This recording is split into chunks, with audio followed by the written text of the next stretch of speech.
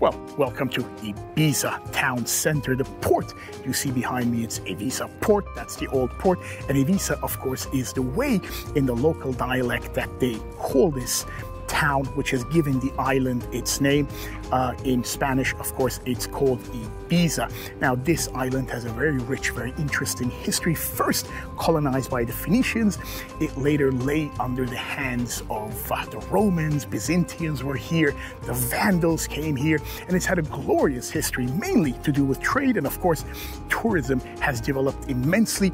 It is both known as a party island, but it's also known as a beautiful touristic island, and it kind of divides into two. The northern part of the island is considered a little bit more tranquil, and the southern part of the island a little bit more party. Now, why am I here? I'm actually here at the pleasure of a new hotel opening. It's called The Unexpected, a beautiful, beautiful property which will be hosting us for the next couple of days. I'm going to show you the hotel as well a little bit, but today I've come to experience this wonderful town. I'm going to go in these little streets, experience this beautiful island, and we're going to do it all together.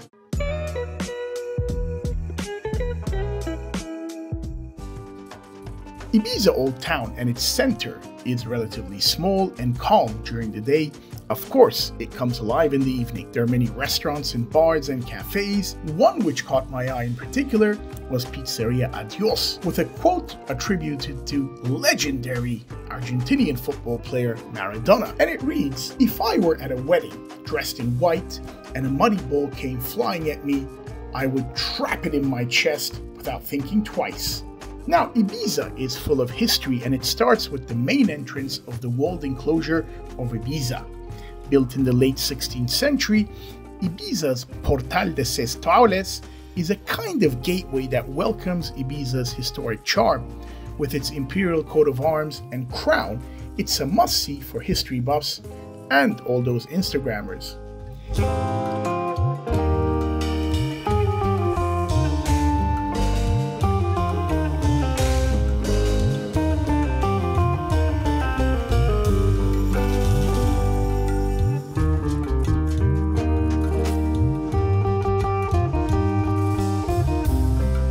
For some of the best views in town, walk up through the enchanting narrow streets of Dalt Vila, Ibiza's fortified old town, and take in those wonderful, beautiful vistas as the sun comes down.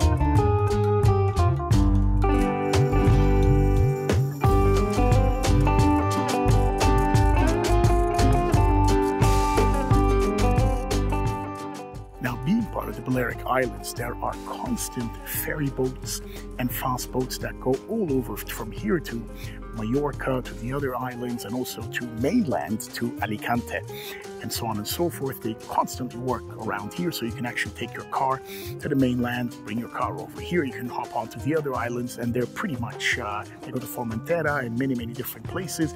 They're decently priced, and they're always almost on time. Well, I think it's important for me to tell you why I'm here in the beautiful island of Ibiza, and it's none other than the Unexpected Hotel. Now, the Unexpected, traditionally known as Ushuaia, which was the club side and the tower side, they've gone through a wonderful rebranding, and the hotel has kind of transformed itself to a beautiful center of entertainment. Of course, right next to it is Ushuaia nightclub. But over the summer, they have some of the most famous DJs in residency, not least David Guetta and many, many more. I've actually experienced the club a couple of nights ago. It really is something out of this world. Now, over the next couple of days, I'll be staying here at a beautiful suite, enjoying all the amenities through and through, thanks to the Palladium Group. And there's also going to be a wonderful opening party and many, many more things. So we're going to have a closer look at the hotel, enjoy everything, and of course, have a little look at Ibiza along the way.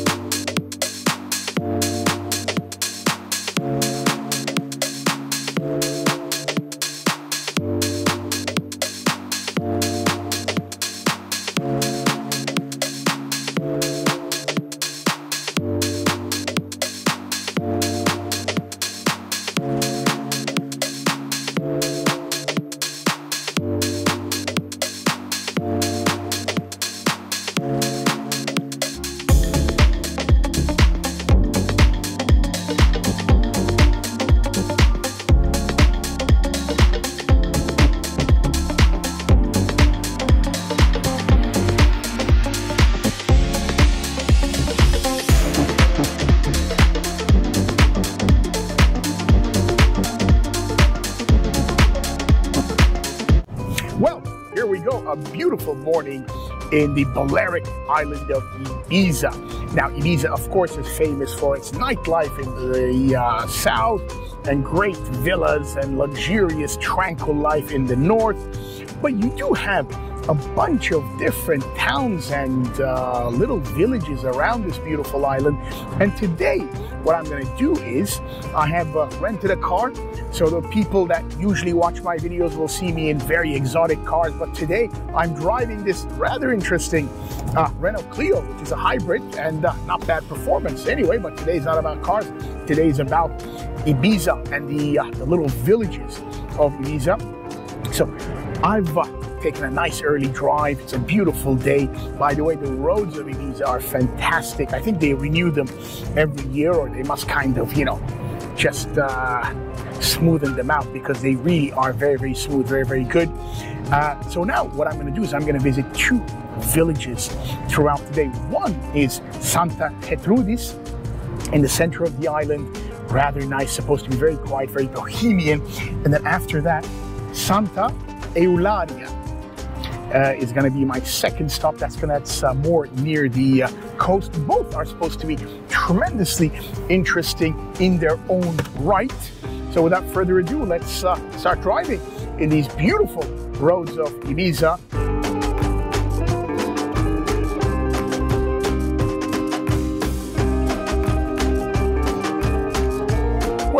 In my little escapades around the beautiful island of Ibiza, I've decided to come as a first stop to Santa Gertrudis. It's one of the central towns in this beautiful island.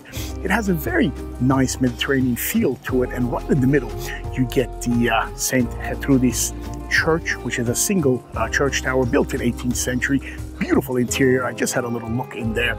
And I'm going to start to explore this little village. Now, this village, what is it known for? It's known for its bohemian style, its art galleries, its wonderful cafes. It is inland, so you get a very serene, a very kind of relaxed feeling, very different to the south of Ibiza, which is all about partying, and different to the north of Ibiza, which is also kind of tranquil, but of course that is by the water. Now, without further ado, let's go have a look at the beautiful church behind me, and then a little look around Santa Gertrudis.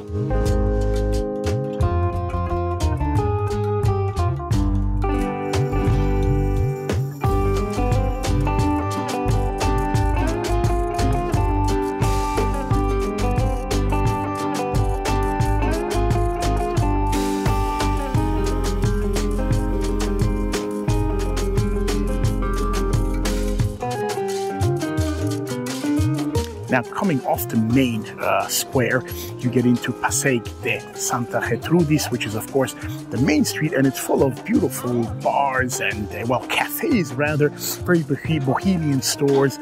You know, they have linen textiles and wood and handmade things, but they've kept it very, very authentic. They've kept it very kind of quiet, tranquil, and very true to its essence.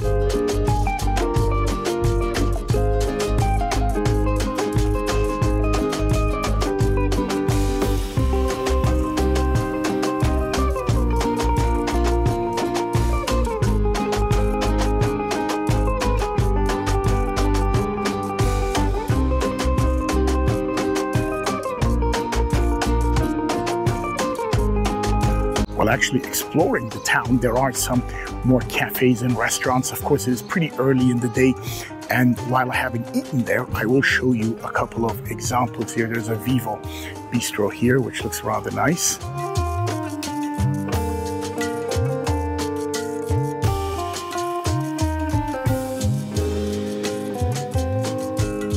That certainly has a very nice Mediterranean vibe to it.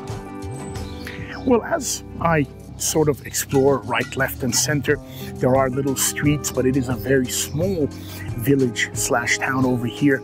So you have a couple of restaurants up here that I saw. There's a pizzeria, there's a wine and tapas bar. I'll show them to you shortly. There's a very interesting, again, artisanal shop here. Looks like they bring a lot of things from India and the East. I can show it to you, something like that.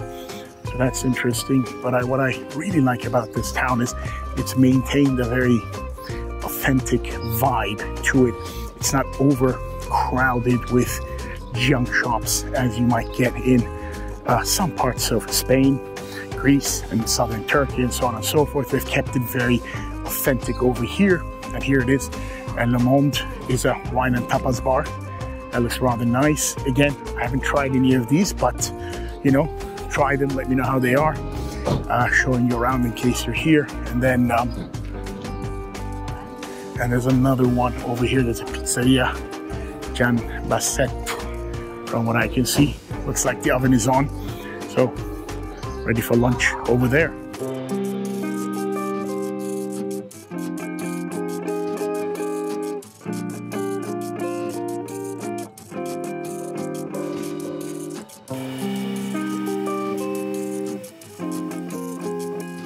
My next stop, now this is a village by the water, a town by the water. It has a wonderful port, and the first thing I did is park my car in the marina, and then I'm gonna have a little tour of the marina. Granted, it's about 1 o'clock. It's pretty warm at the moment, but there is a nice breeze. But here, I can imagine late afternoon for aperitivos or later in the evening, it must get very, very lively. They're full of restaurants, and of course, there's some marine shops over here. Abundance of boats, naturally being a port. There are no mega yachts. However, there are some wonderful sailing boats. There are some, you know, speed dinghies, speed boats, and that kind of thing. Anything from 5 to 15 meters and that kind of thing. Then I am going to explore a little bit there, the pontoon at the end, to see what they have in over there. But my time right now is a little tight, so what I wanted to do first was explore the marina, and then I'm going to try and get up to the city, see what's happening over there. Let's go, shall we?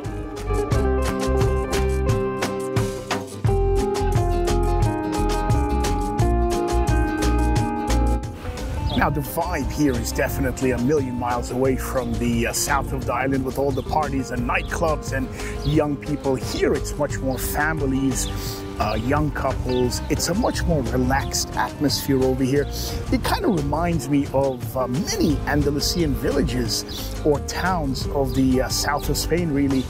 And it has a good vibe to it. Now, I've done the promenade, a good place. Now I'm going to walk up to the town square over here, again, lined with beautiful stores, interesting restaurants. It has a nice vibe, this little town.